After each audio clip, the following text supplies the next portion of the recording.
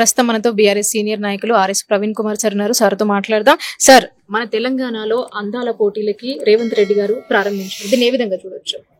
రేవంత్ రెడ్డి గారు రోమ్ నగరం తగలబడిపోతుంటే నీరో చక్రవర్తి ఫిడేలు వాయించినట్టుగా అనిపిస్తుంది. సో ఒకప్పుడు ఫ్రెంచి విప్లవం ముందు ప్రజలందరూ ఆకలితో అలమటిస్తూ మాకు అన్నం ఇవ్వండి అంటే, మీకు అన్నం దొరకడం లేదు అయితే పోయి కేక్ తినండి, రొట్టె ఇవ్వండి అంటే లేదు మీరు కేక్ తినండి అన్న మహారాణి ఎవరు ఉన్నారు, ఆమె పేరు లూయినో ఏదో ఉంది. సో ఆ విధంగా ఈరోజు తెలంగాణ అనేది ఉంది. సో ఎట్టి పరిస్థితుల్లో కూడా ఇది కరెక్ట్ కాదు.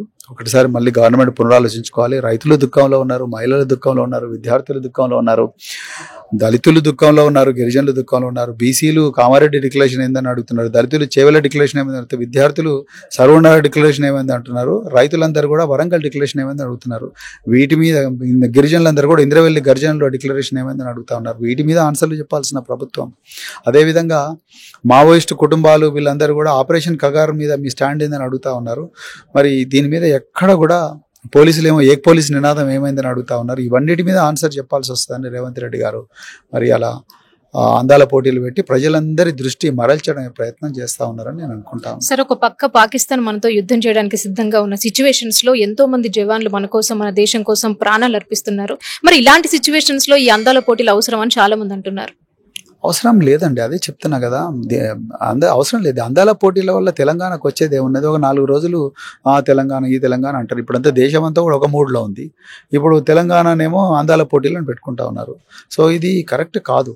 మరి అంటే దేశ ప్రజల మూడ్ చూడాలి, తర్వాత ఈ సమయము సందర్భం కూడా చూడాలి. ఒకవైపు జవాన్లు రాత్రింబవళ్ళు పోరాడుతూ ఉన్నారు బార్డర్ల దగ్గర, వాళ్ళ కుటుంబాల ఆందోళన ఉన్నాయి. మరోవైపు కేంద్ర ప్రభుత్వం ఇక్కడ ఆపరేషన్ కగార్ అని మన దేశ పౌరుల మీద చేస్తూ ఉన్నది. సో ఇవన్నిటి దృష్ట్యా ఇది ఇంత ఇంపార్టెంట్ కాదు. దీనివల్ల రాష్ట్రానికి పెద్దగా వనగూరే ప్రయోజనం ఉండదు. బాగా కడుపు నిండినప్పుడు మనం ఏదో అందాల పోటీలు ఇందాల పోటీలు పెట్టుకుంటా అంటే నడుస్తుంది. ఇప్పుడంతా తెలంగాణ ప్రజలు దుఃఖంలో ఉన్నారు. కాంగ్రెస్ పార్టీ ఘోరంగా మోసం చేసిందని బాధలో ఉన్నారు.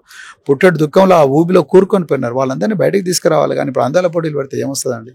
రాదు. అందుకొరకే రేవంత్ రెడ్డి గారికి ప్రత్యేకంగా రిక్వెస్ట్ చేస్తున్నా, ఇప్పుడు ఈ పోటీలు కాదండి, 600 కోట్లు జీతాలు ఇవ్వండి, లేకపోతే 200 కోట్లతోని రైతుల కన్నీళ్లు తెరవండి, లేకపోతే విద్యార్థుల కన్నీళ్లు తెరవండి. విద్యార్థులందరూ అంబేద్కర్ ఓవర్సీస్ విద్యానిధి కింద, జ్యోతిరావు పూలే ఓవర్సీస్ విద్యానిధి కింద అమెరికాకు, లండన్కు ఇక్కడ ఎంతో మంది విద్యార్థులను పంపించిండ్రు. వాళ్ళందరికీ కూడా ఇప్పుడు స్కాలర్షిప్ రాలేదు. వాళ్ళు అమెరికాలో బిక్కు అనుకుంటూ బతుకుతా ఉన్నారు. మెసేజ్ల మీద మెసేజ్ చేస్తా ఉన్నారు. మరి వాళ్ళకి డబ్బులు ఇవ్వచ్చుగా, ఈ 200 కోట్లు వాళ్ళకి ఇవ్వచ్చుగా, వాళ్ళ కుటుంబాలు బాగుపడతాయిగా. అవి చేయడం లేదు.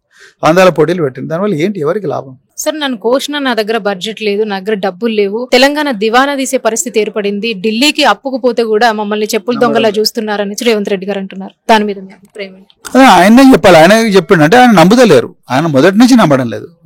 డిసెంబర్ 2023 నుంచే రేవంత్ రెడ్డి గారిని ఎవరు నమ్మడం లేదు అనేది. అందుకొరకు ఆయన అందరి దేవుళ్ళ మీద ఓట్టేశారు. ఇప్పుడు ఇక దేవుళ్ళు కూడా కనికరించే పరిస్థితి లేదు కాబట్టి ఇక చివరికి నన్ను కోసుకొని తినండి అంటున్నాడు.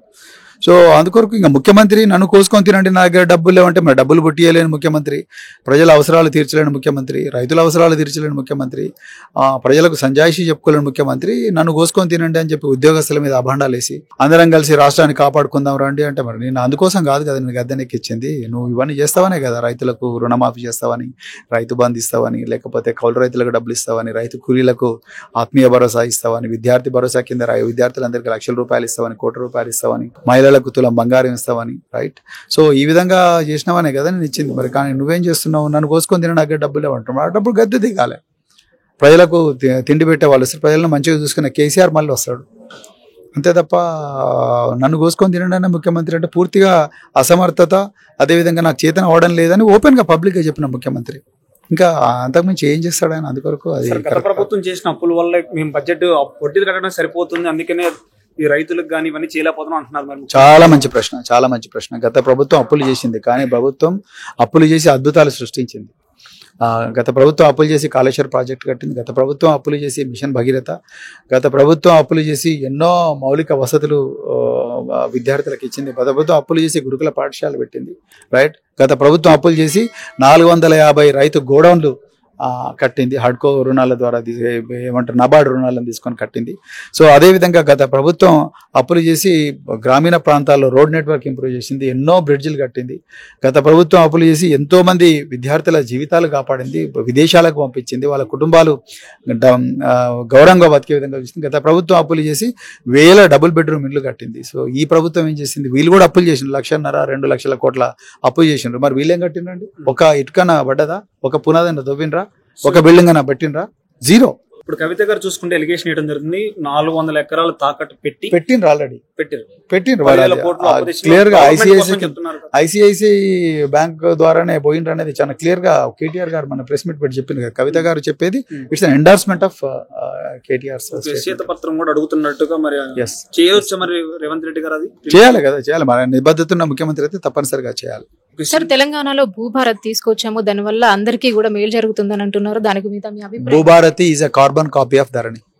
కొత్తగా ప్రజలకు ఒరిగింది ఏం లేదు, ఊకే గొడవ చేసింది కానీ దాంట్లో ఏమి కాలేదు.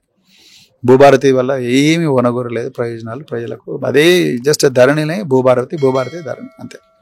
సార్, 2 దేశాల మధ్య యుద్ధం జరుగుతుంటే 3వ దేశం ఇన్వాల్వ్మెంట్ అవసరం అని మీరు అనుకుంటున్నారా? అవసరం లేదు. భారతదేశ సార్వభౌమత్యానికి ఇది వ్యతిరేకం అండి. డొనాల్డ్ ట్రంప్ కి ఏం పని అండి మన దేశంలో? 2 ఇండియా పాకిస్తాన్ కొట్లాడుకోవాలి. ఆయన ఎవరు చెప్పడానికి కోసం? నరేంద్ర మోడీ చాలా తప్పు చేస్తారు. 100% బీజేపీకి ఎప్పుడు చేత కాలేదు, ఇప్పుడు కాలేదు, ఎప్పుడు కాలేదు. వాళ్ళు ఓన్లీ జుమ్లా చేస్తారు అంతే తప్ప ఇంకోటి చేయలేరు. వాళ్ళకు చేయడం అంతా మ్యాజిక్ చేయడం, ప్రజలను ఒక ఉన్మాదం వైపు నడిపించడం తప్ప వాళ్ళకి వేరే అర్హత లేదు. ఉంటే ఇట్లా ఉండేది కాదు. Thank you.